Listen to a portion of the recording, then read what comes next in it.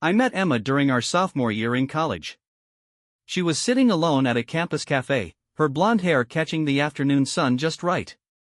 I, being the awkward guy I was, almost turned away, but something pulled me forward. One coffee and a shared laugh later, we were inseparable. Fast forward 7 years, we were married, living in a cozy house with a backyard that seemed too big for just the two of us. I had a stable job at an architecture firm, and Emma, with her knack for organization and people, ran a successful event planning business from home. Looking back, I should have seen the signs earlier, the small cracks that were starting to form. The late-night texts that she brushed off as just work, the sudden interest in fitness and the hours spent at the gym, her phone glued to her hand even when we were watching our favorite shows. But love makes you blind, or maybe I was just too willing to believe everything was fine. One Friday evening, I came home earlier than usual. The office was dead with most of my colleagues out on a corporate retreat I had managed to skip, claiming a workload that didn't actually exist. I thought I'd surprise Emma with dinner from her favorite Thai place. The house was quiet when I walked in, which wasn't unusual. Emma sometimes worked in her office with the door closed, focused on her clients' events. But then I heard it, a muffled laugh, hers, mixed with a male voice I didn't recognize. I can't explain the feeling that flooded me. A mix of dread and denial. The bag of takeout felt heavy in my hand as I made my way down the hallway. Her office door was slightly ajar, enough for me to hear every word. I really shouldn't, Jake, Emma's voice, playful, breathless. What if he comes home early? He never does, the man replied, confidence dripping from every word. Besides, you said he's swamped with that new project. There was a pause, then the sound of her laugh again, lower this time. My breath caught, heart hammering. I forced my feet forward, pushing the door open with a hand that trembled despite my attempt to steady it. The scene inside is burned into my memory. Emma, her hair tousled, eyes wide with shock. And him, Jake, the pool cleaner, of all people, shirtless and far too comfortable in my house. Ethan, she started, but the words died on her lips when she saw my expression. I turned on my heel, the door slamming behind me. I heard her call my name, her footsteps rushing after me, but I couldn't stop. Couldn't breathe. I drove aimlessly for hours that night, the city lights blurring as I tried to process what I'd seen. My phone buzzed repeatedly, Emma's name flashing on the screen until I finally shut it off, silence swallowing me whole. When I finally pulled back into our driveway, it was past midnight. The lights in the house were off, but her car was still there. I sat in the car, gripping the steering wheel, forcing the anger and hurt to simmer down. I couldn't go in yet. Not until I could look at her without breaking. But I knew, even then, that nothing would ever be the same. I didn't sleep that night. I couldn't. I ended up on the living room couch, eyes fixed on the ceiling, replaying everything over and over. Emma came down around 2 a.m., her steps tentative. I could see the guilt in the way she hugged her arms around herself, wearing one of my old shirts like it was some kind of shield. Ethan, she started, her voice small. I stared at the ceiling, refusing to look at her. Can we talk? What's there to talk about, Emma? My voice sounded flat, even to my own ears. I think I got the gist. It's not, she faltered, then tried again. It's not what it looked like. I let out a breath that was almost a laugh. You've got to be kidding me. I was going to tell you, she said quickly, the words tumbling out. I wanted to, but. But what? I snapped, sitting up so fast she took a step back. But you thought I'd never find out? Thought you could just keep sneaking around behind my back?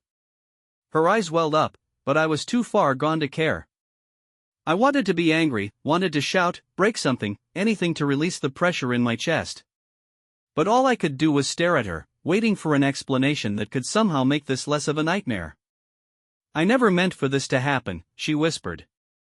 It just, he was there, and you were always busy with work, and I. Oh, so this is my fault? The words came out icy, but I could feel my control cracking. I work my butt off to give us this life, Emma. To give you the freedom to do what you love. And this is how you repay me? She flinched, wiping at her eyes. I'm sorry, she choked. I'm so sorry. I couldn't stand to look at her. I pushed past her, ignoring the way her fingers brushed my arm, her voice pleading. Upstairs, our bedroom felt foreign, the bed too neat, too untouched. My mind was a mess, images of them together flashing no matter how hard I tried to block them out. I ended up grabbing a duffel bag from the closet, stuffing clothes in with shaky hands. I didn't even know where I was going, just that I couldn't stay here, surrounded by the smell of her perfume, the pictures on the walls of happier times that now felt like a cruel joke. Ethan, please. Emma was at the door, panic rising in her voice. Don't go. We can fix this. I'll end it. I already did. It didn't mean anything, I swear. Didn't mean anything? I repeated, the words bitter on my tongue. How long, Emma? How long has this been going on? She hesitated just a fraction too long. My stomach twisted. A few months, she admitted finally, voice small. But it's over. I ended it. I was going to tell you, I just didn't know how. A few months, I echoed, disbelief crashing into me. I shook my head, slinging the bag over my shoulder. I can't do this right now. Where are you going? She asked, voice breaking. Somewhere that isn't here, I said without looking back. I drove aimlessly again, ending up in the parking lot of a 24-hour diner on the edge of town. The neon sign flickered, casting red shadows across the dashboard. I leaned back, running a hand over my face, trying to breathe past the betrayal lodged in my chest. At some point, I pulled out my phone, scrolling through messages I didn't remember sending. Missed calls from Emma.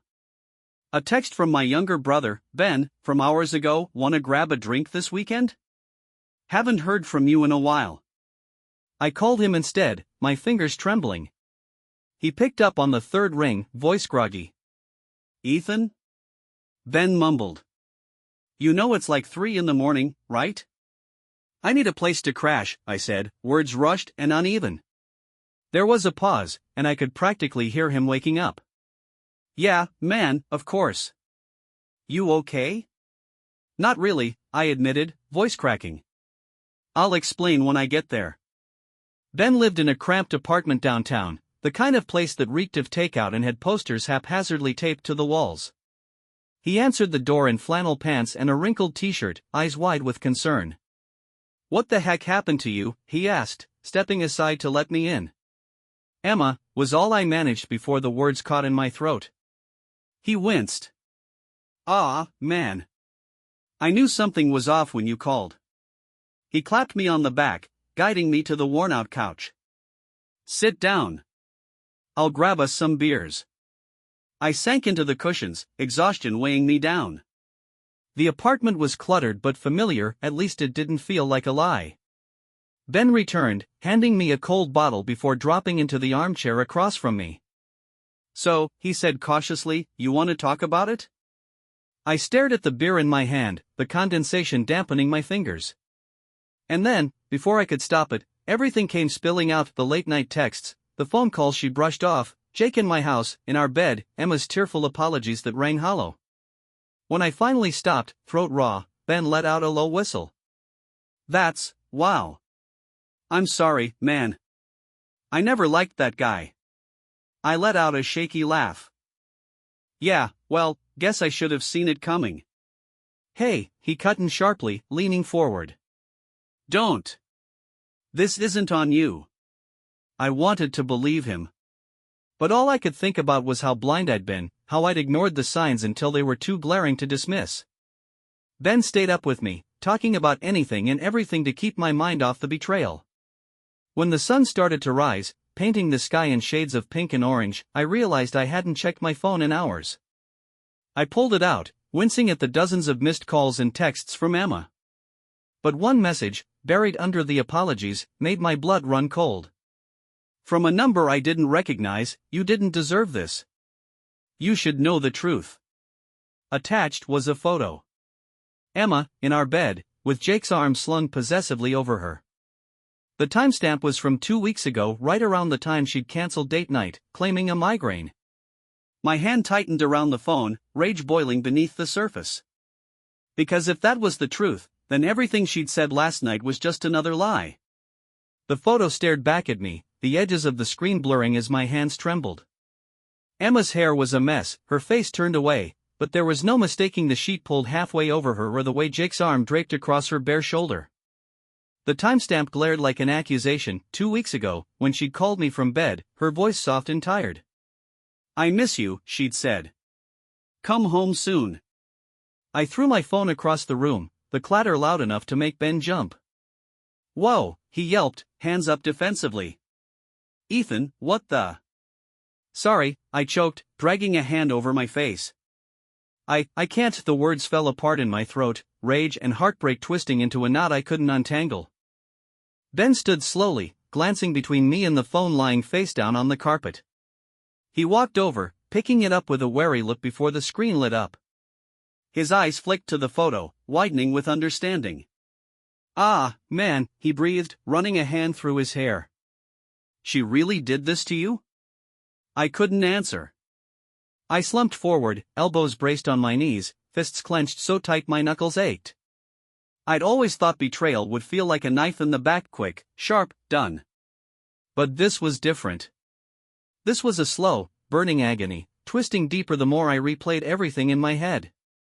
Ben cleared his throat, setting the phone gingerly on the table. "Okay, first things first," he said, trying for a calm I knew he didn't feel. "We're gonna figure out who sent that."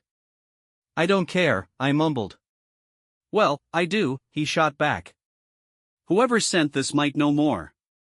And if they've got proof," he trailed off, but I didn't need him to finish.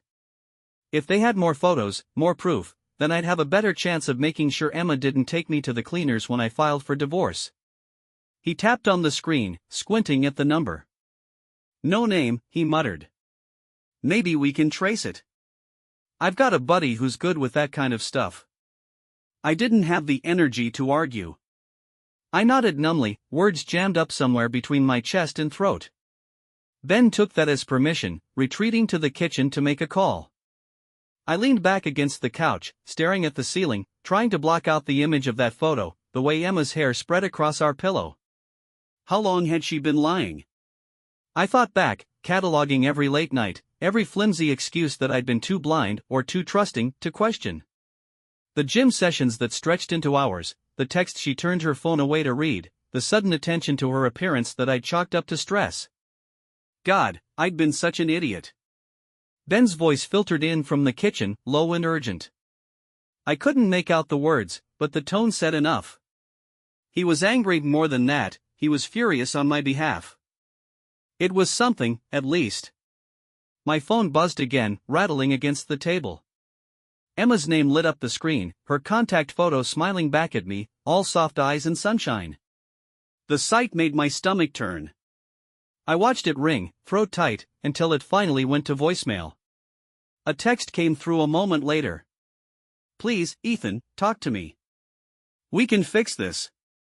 I'm so sorry. I love you." The words felt like a slap. I squeezed my eyes shut, blocking out the screen. How could she say that? How could she claim to love me after everything? Ben's call stretched on for half an hour, his voice growing sharper each time I tuned in. By the time he hung up and came back, his expression was grim. "Good news and bad news," he said, dragging a hand through his hair. "Bad news is, it's a burner number, no way to trace it directly." "Great," I muttered. "And the good news?" He sank into the armchair, crossing his arms. "Good news is, my buddy says there's a way to figure out who sent it if we can get more info. He suggested we start by checking Emma's stuff, texts, emails, whatever." A cold weight settled in my gut. "You're saying I should spy on her?" "I'm saying she sure as heck didn't tell you the whole truth," he countered, ice hard. "Look, you've got every right to know what's really going on. And if it comes down to a divorce, you're gonna need everything you can get." I stared at the floor, jaw clenched. I'd never been the kind of guy to snoop, to sneak around behind someone's back. But then, I'd never thought Emma would be the kind of woman to cheat. "I don't even know where to start," I admitted, voice raw. Ben's expression softened. "Hey, it's gonna be okay," he said quietly. "We'll get through this. For now, just try to get some rest, alright? We'll figure it out in the morning. He tossed me a spare blanket and a pillow, retreating to his room with one last, sympathetic look. I stretched out on the couch, but sleep was out of the question. I lay there, staring at the ceiling, the glow of streetlights bleeding through the blinds. Eventually, I reached for my phone, hesitating for a long moment before tapping on Emma's name. Her texts filled the screen: apologies, please to come home, promises to explain everything. My thumb hovered over the call button, chest aching with something I couldn't name. I tapped block instead.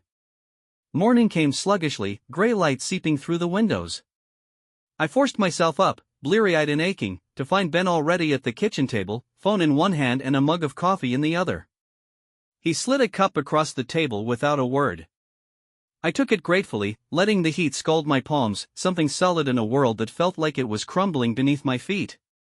So, Ben said eventually, breaking the silence. What's the plan?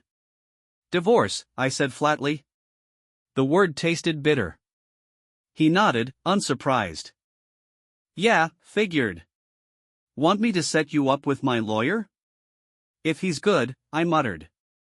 Best in the city, he said with a grim smile. We'll nail her to the wall. I didn't smile back. I couldn't. All I could think about was how quickly love could rot, how a home could turn into a battleground overnight. But if Emma wanted a fight, then that's what she'd get. Ben's lawyer was a bulldog of a man named Grayson Pierce, a former Marine with salt and pepper hair and a no-nonsense attitude. His office was downtown, walls lined with degrees and awards, every inch exuding an air of competence. The kind of place you'd trust with your life savings or your broken marriage. Grayson listened without interrupting as I recounted everything: the affair, the photo, the messages that filled my phone, Emma's tearful apologies. By the time I finished, my coffee was cold, hands trembling with the effort to stay composed.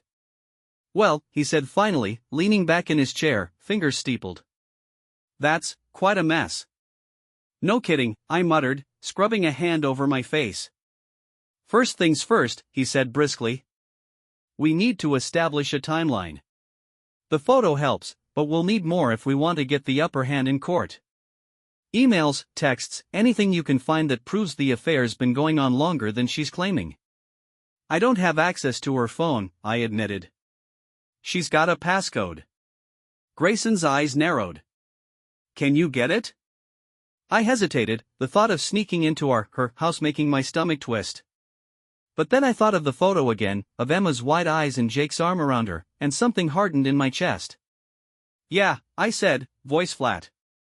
I can get it. Good. Grayson scribbled something on a legal pad, blue eyes sharp and calculating. Also, I'd recommend putting a hold on any joint accounts. Last thing you need is for her to clean you out before we even get to court. The idea hadn't even crossed my mind, but the second he said it, panic surged. Emma might have been a lot of things, but I couldn't imagine her doing something like that. But then, I hadn't imagined she'd cheat on me, either. Right, I mumbled. I'll handle it. Ben insisted on coming with me to the house. For moral support, he claimed, but I knew better. He was worried I'd do something reckless. Given the way my hands clenched the steering wheel, knuckles white, I couldn't exactly blame him. The house was too quiet when I pulled into the driveway, curtains drawn, the porch light off even though clouds threatened rain. Emma's car was parked neatly, no sign of Jake's truck. For a second, I almost drove away, almost turned back to Ben's apartment and buried myself in the couch cushions until the world stopped spinning. But then the front door opened, and Emma stepped out onto the porch, eyes rimmed red, arms wrapped around herself.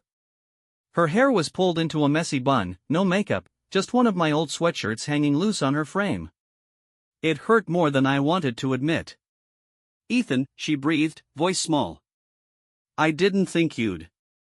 I wasn't sure if you'd.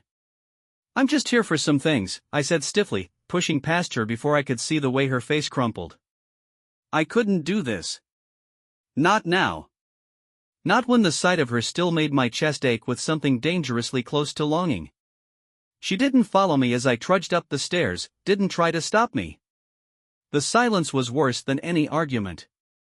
I paused at the doorway to our bedroom, fingers tightening on the strap of my bag, forcing myself to breathe. The bed was made, sheets crisp and tucked in, so painfully normal that it felt like a slap. I half expected to smell Jake's cologne, something that would justify the rage simmering beneath my ribs, but there was only Emma's lavender perfume. I threw clothes into the bag with jerky, uneven movements, avoiding the dresser where our wedding photo still sat. I didn't trust myself not to smash the glass, didn't trust the emotions rolling beneath my skin. By the time I was done, the bag was bulging, zipper straining, but I couldn't bring myself to care. Emma was waiting at the bottom of the stairs, hands twisted in the hem of her sweatshirt. She looked so small, so unlike the woman who'd stood beside me in her white dress, eyes bright with promises of forever. The betrayal flared hot and fresh, burning away any softness that lingered. "Please," she whispered as I passed. "Ethan, can't we just talk?"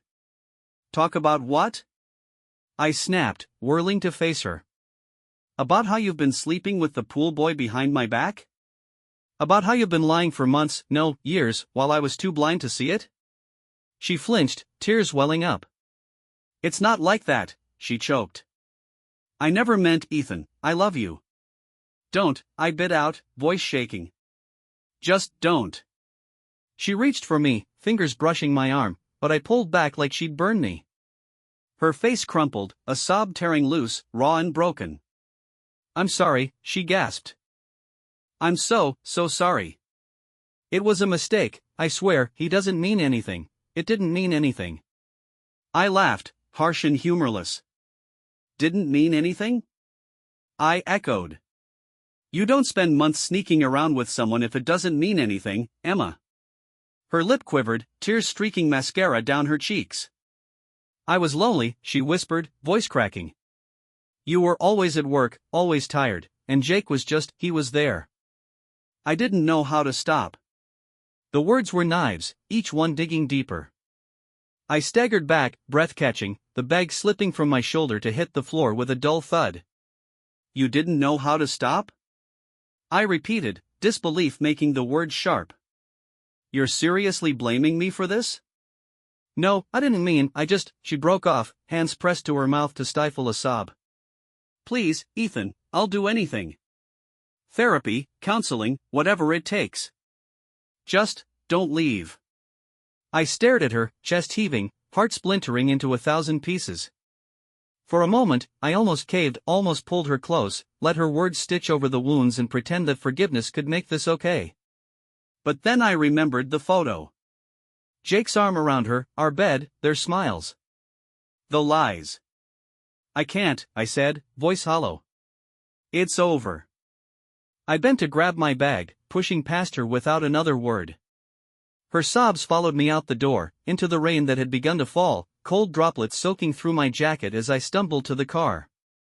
Ben was leaning against the hood, eyes dark with sympathy, but he didn't say a word as I threw the bag into the back seat, hands trembling too much to even close the door. I slid into the driver's seat, breath hitching, fists clenched on the wheel as the weight of everything crashed down. "It's over," I whispered, the words hollow and final, the end of something I'd thought would last forever. I don't remember much of the drive back to Ben's apartment. The rain blurred the world outside into smears of gray, windshield wipers swiping mechanically, the road stretching on endlessly. My hands were locked on the steering wheel, knuckles bloodless, mind replaying Emma's tear-streaked face, her desperate apologies. She looked so broken, so small in the doorway, fingers shaking as they reached for me. For a heartbeat, I'd almost turned back, almost let her words unravel the steel threads of resolve I'd managed to weave. But then that picture burned behind my eyelids, Emma and Jake, tangled in our sheets, his hand resting possessively on her hip, and the soft places in my heart turned hard again. When I pulled into Ben's lot, the rain was still coming down in thick sheets, water pooling around the tires. Ben waited in silence, watching me with careful eyes as I killed the engine and sagged back in the seat, rain drumming a hollow beat on the roof.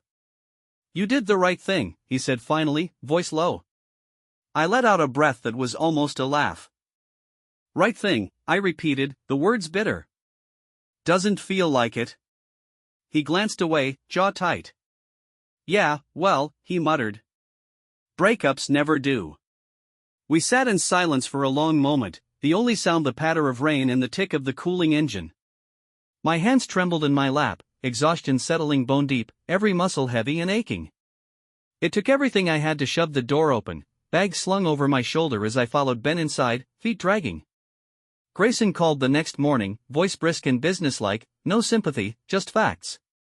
He already had a strategy lined up, how to handle the house, the accounts, the evidence we'd need to make sure Emma didn't take everything in the divorce. I agreed to all of it numbly, words slipping through the fog that had settled in my skull. When he mentioned a private investigator, I hesitated, the thought of digging into Emma's life making my stomach twist. It's just to cover all our bases, Grayson assured me. The more evidence we have, the stronger your case. If she tries to pull anything in court, we need to be ready. I ran a hand through my hair, breath shaky. Fine, I muttered. Do what you need to. The next week passed in a haze, a dull routine of paperwork and phone calls, of meetings with Grayson and packing boxes at the house when I knew Emma wouldn't be there. She'd taken to staying with a friend or maybe with Jake. I didn't ask. Couldn't. All I could do was shove clothes and books and the pieces of my life into cardboard, the emptiness of the house pressing in on all sides. Her pictures were still everywhere. Us at the beach last summer, arms slung around each other, her head tipped back in laughter. Our wedding day, her in white lace and sunbeams, eyes bright with promises I'd thought were real. I took them down one by one, glass frames cold in my hands, and by the time I was done, my chest felt hollow, raw. I was heading out, bags loaded in the back seat, when her car pulled into the driveway. For a moment, I just stared, keys biting into my palm, 1,000 curses lining up on my tongue. But then she stepped out, eyes rimmed red and dark smudges beneath, and all the anger drained away, leaving only exhaustion. Ethan, she said, voice small. Can we talk? I almost told her no. Almost turned away and drove off and left the words unsaid. But something in her eyes stopped me, some hollow, haunted look that was so unlike her, it twisted the knife in my chest. Fine, I muttered, leaning against the car door, arms crossed tight. Talk. She swallowed, throat bobbing, fingers twisting in the hem of her sweater. I know sorry doesn't fix it, she started, voice trembling. I needed you to know that it wasn't God, Ethan, I never wanted to hurt you. I let out a breath, cold and bitter. Well, you did. Her face crumpled. I know, she choked. I know I did. And I know you'll never forgive me, but I just need you to understand. Understand what? I snapped. That you lied? That you threw away everything we built for what? Some fling with the pool boy? It wasn't like that, she whispered, voice breaking. It just happened. I was lonely, and you were never home, and Jake was, he listened, he was there. And I wasn't? I shot back, rage flaring hot again. I worked my butt off for us, Emma. To build a life for us, a home, and you, my breath hitched, voice cracking. You couldn't even wait long enough to tell me it was over. Tears slipped down her cheeks, eyes wide and pleading. It wasn't about you, she whispered. It was me. I was scared, Ethan. Scared of ending up alone, of you realizing I wasn't enough. My laugh came out broken. So you decided to sleep with Jake? That was your solution? Her lip trembled, shoulders curling inward. I messed up, she gasped. I know I did. But please don't leave like this. I love you. I never stopped. Don't, I ground out, voice raw. Don't you dare say that. It's true, she sobbed, hands reaching, but I flinched back, breath hitching. I do. I always did. You don't get to say that, I snapped, each word laced with venom. Not after everything. Not when you spent months lying to my face. Her face crumpled, breath catching on a sob, shoulders shaking. I turned away, bile rising, throat tight with words I couldn't untangle. I yanked the door open, shoving the keys into the ignition, every nerve frayed and raw. Ethan, she begged, voice broken, please don't go. We can fix this. I'll do anything. But I was already pulling out of the driveway, tires skidding on wet pavement, her figure shrinking in the rearview until she was nothing but a blur of white and rain. My hands trembled on the wheel, vision blurred, throat tight with grief and fury. The divorce was finalized 2 months later. The house went to Emma, more her home than mine, now. I signed the papers without a word, breath steady and even, a hollow numbness settling in my chest. She was there at the courthouse, hair pulled back, eyes rimmed red and tired. She didn't try to speak to me, didn't even look up as the judge read out the terms, her fingers twisted in the hem of her dress. I couldn't decide if I was relieved or disappointed. When it was over, when the papers were signed and stamped and done, I stood outside on the courthouse steps, rain dripping cold from the eaves, watching her walk away. For a moment, I almost called out, almost reached for her, one last time. But then I remembered that photo. The lies. The hollow promises. I turned away, the weight of a broken vow heavy on my shoulders, and kept walking.